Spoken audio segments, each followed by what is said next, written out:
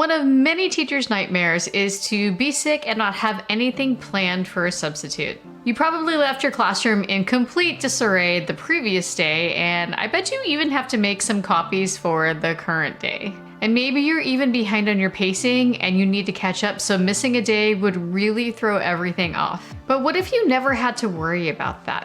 What if you had everything planned out and prepared ahead of time for 1 to even 3 weeks in advance? What if you could be sick or just out for an extended period of time with minimal loss of instruction? Well, my friends, this happened to me. I wanted to pop in for a quick video to fill you in on it. I mean, if you've been following me for any bit of time, you know that it's been a minute since I've posted an episode, and so I wanted to make sure that I caught you up. And for those of you that are new, I'm Kim. Welcome. I've been teaching for 22 years, and I still love it. That's right, I'm one of those rare specimens who still loves teaching and actually looks forward to seeing their students. If you're a teacher who does like teaching and wants some tips on how to thrive instead of just survive, then be sure to subscribe to this channel and like this video. In 2 of my previous videos, I interviewed Kareem Farah, one of the co-founders of the Modern Classroom Project. The Modern Classroom Project model is basically a way of personalizing instruction using digital tools such as videos. It allows students to move at whatever speed that they need to go, while also letting me meet with them one-on-one and give them individualized instruction. This is sort of like flipping learning, if you've ever heard of that, where students watch videos on their own time and then they do the practice in front of you so that you can help them. Very similar to that. You then either create or curate instructional videos to replace the lecture that you normally would have in front of the class. That's kind of it in like a really short and truncated nutshell. And I'll be sure to link those episodes down below so that you can catch up on those if you haven't heard them yet. I think it's really important that in order for you to understand what it is that I'm doing and why, that you watch those episodes. And I really believe that's going to change a lot of things for you. And in my next episode, I'm definitely going to dive into how I am implementing the Modern Classroom Project model, so be sure to subscribe so that you don't miss out on that. Now, I know that the payoff will come next year, when all I have to do is just reuse these units with the already pre-made videos, and I can just focus on getting to know my students and spending time with them one-on-one and trying to figure out what it is that they each need. However, I actually had an immediate payoff when I got sick recently. You see, right after Thanksgiving, I ended up in the emergency room for what I thought was appendicitis. I mean, based on my symptoms, that's what it sounded like according to Dr. Google. When I went to the emergency room, the ER doctors initially thought that I had these gallbladder stones that were pretty bad and that I had to have my gallbladder removed.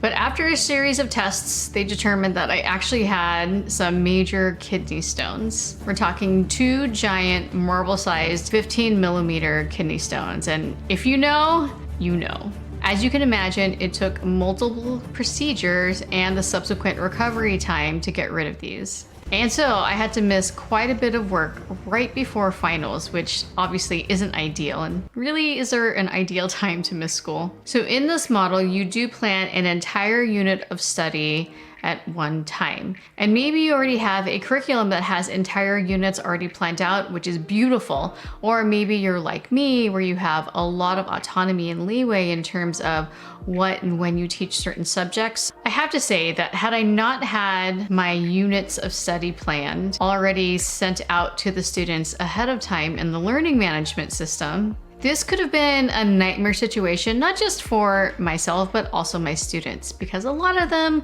they may not necessarily say that they want to learn, but at the same time, they want to do well, and they definitely wanted to do well on finals. And you know the drill. They could have had a substitute for 2 or 3 weeks and be given grammar packets or just other busy work that would have just made them really hate coming to class. And basically, they would have learned nothing during that time if I hadn't followed this model. And you know, I didn't want any of that. I mean, none of us want that for our students. In fact, so many teachers will come to school sick or just won't ever take a mental health day because it just takes so much work just to plan a lesson for one day.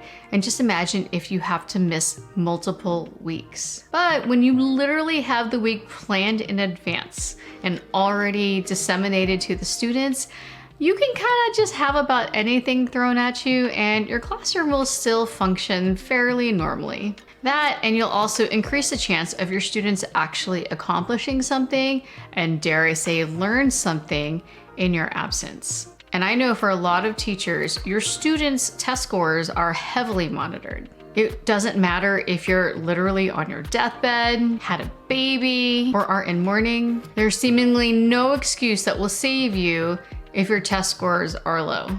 It sucks, and it's a horrible reality that so many of us have to face. Luckily, my students did just as well on the finals as they did in previous years, even though I missed school right before finals. I mean, I'm sure that some of it can be attributed to the instruction that I had given throughout the entire semester, but I definitely think that some of it is due to the fact that they didn't miss out on instruction in my absence leading up to the final. So after learning about this model over the summer, I decided to go all in. I decided that I was just going to see how it goes. I've been teaching this long, and what do I have to lose by trying it out? And if it doesn't work after a semester, then I can just go back to what I was doing before. I don't know how I can go back to just doing normal lecture style. So basically the takeaway from this is that by adopting this model, I was able to future-proof my teaching. And I'm gonna go more into that in my next episode where I do talk about